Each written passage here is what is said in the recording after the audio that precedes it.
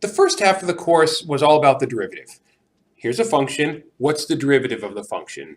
What's the derivative of this function at a point? Where does the horizontal tangent line occur? How can we use the derivative, whether it's through related rates or through finding an absolute maximum or a relative minimum?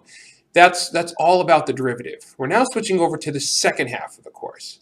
And in the second half of the course, we're looking at what if we were given the derivative, all right? And we had to answer questions, perhaps even similar or the same questions, but we were given the derivative of the function instead of the original function. So let's recap the first part of the course using one of the earlier topics that we talked about, which was position, velocity, acceleration, and speed. So try example 1 if you haven't already, parts A, B, C, and D. Pause the video, please, and take a look at those. And then when you're done, unpause and see how you did with the answers.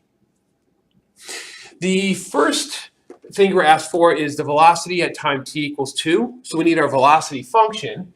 So v of t will be the derivative of our position function, which we can see is going to be 4t minus 7. All right, now we're interested in the velocity of the function when t is 2. So if we plug 2 into our velocity function, we have 8 minus 7, or 1. All right, so there's our velocity at time t equals 2. Okay. Next up, we're looking for the acceleration at time t equals 1. Acceleration is the second derivative of the position function or the first derivative of your velocity function.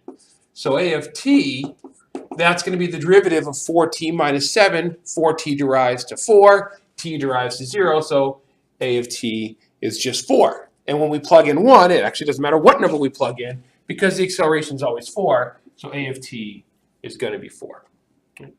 Part C asks about when is the function speed, or rather, is the function speed increasing or decreasing at time t equals 3?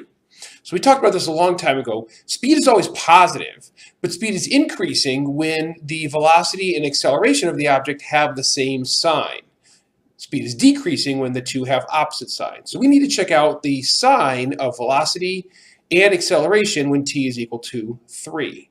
Now we know that a of 3 is going to be 4 because a of t is always 4. So a of 3, that's going to be equal to 4, which is definitely positive. Okay. V of 3, all right, now we're going to plug 3 into the velocity function, so that's going to be 12 minus 7, or 5. That is also positive. So since V, velocity, and A, acceleration, are both positive when t is equal to 3, that means the speed of the object is increasing. All right, it's increasing because velocity and acceleration have the same sign at t equals 3. And then last but not least, what's the total distance that the particle traveled during the time interval from 4 to 7? How far did it move? Well, how do we do this? It's kind of like our odometer, right? If we want to know how far a trip was, we look at the odometer on our car before we leave, and we look at the odometer on our car when we arrive at our destination, and we just do a little bit of subtraction, and we get how far the object traveled. And we can do that here as well. We just need the positions value at 4, and we need the positions value at 7. So now when we plug 4 into our original function, 4 squared is 16, and we double that for 32.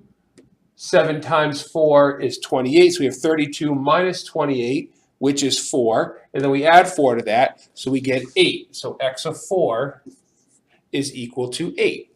Okay. And then we need our position at time t equals 7.